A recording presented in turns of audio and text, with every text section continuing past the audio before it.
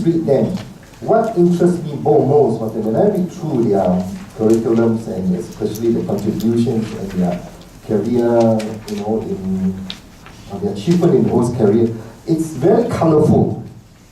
Okay, and I'm sure, they will share with us some of the experiences and some of the aspects of learning and human resource development when we look at the various issues and questions that we have.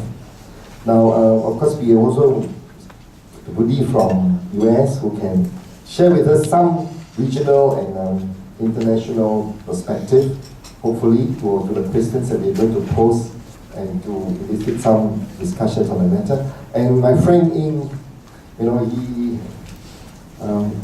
we have actually recently think about this whole concept of talent. And in Singapore particularly, we have been talking about how do we manage the Gen Y and how do we harness the potential of Gen Y. And particularly also as Singapore is aging, how do we give recognitions to this group of talents? And how should we describe them? Every time we say it's old, mature, experienced, throwing everything into one pot. And we really don't know where we should put them.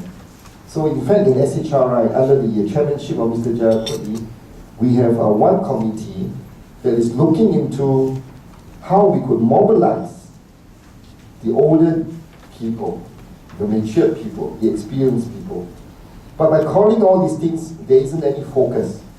So what we have discussed in the committee is that we say that anyone up to 40, 45, they are the prime talent. And I think when you hit 40, 45, you are actually at the prime of whatever you are doing in your career. So you are the prime. Then 45 to 55 or 60, what should we call them?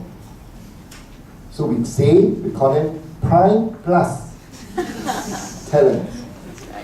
Okay, and here we are now focusing on the prime, and we'll be talking about learning and development, especially for this group of people, while they are still in organizations and is developing their own career. Then we talk about prime plus. What sort of training, what sort of human resource development if they are working in an organization? And what should we do as individuals? Then the next group, because we are saying that by 2012, we are going to extend our retirement age to 62. And further down the road, it might be up to 67 as a long-term goal, because we don't have enough people, Singaporeans are not producing enough. Our fertility rate is at 1.3 or something like that. We're not replacing ourselves. So we are going to call this group of people from 60 or 60, whatever, it could be a little bit overlap, 60 and above. We are going to call them the veterans. And I think this is a contribution from SHI in terms of lending focus on this group of people with the respective limitation, restrictions, because of physical, whatever it is. My eyesight will not be so good as compared to 20 years old. But then, what can be done in terms of learning and developing themselves if they were to stay in the workforce? So I think these are some of the issues that we want to broadly put it in perspective when we want to bring some discussion on this. But having said all that now, maybe can I have the first slide? Now, after the first presentation this morning, there were so many questions, and I was enjoying, the interactions from the participants, asking questions here and right across the room. I hope this can also take place for this segment as well. Okay, and I think through the questions, through comments from the panelists, I think we will learn most. Okay?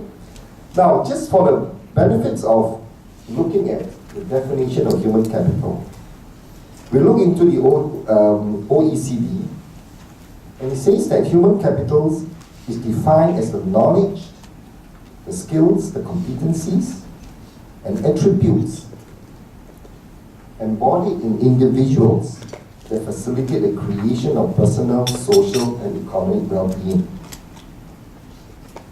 It's a lot of things here. sometimes we use the word human capital so loosely. I hope that through these definitions, we will learn to focus on areas like skills, knowledge, competency. And what we have heard this morning is just one aspect of the knowledge that we need to acquire in terms of knowing ourselves. Of course, we can discuss competencies and other attributes of the individual, which we touched on this morning as well.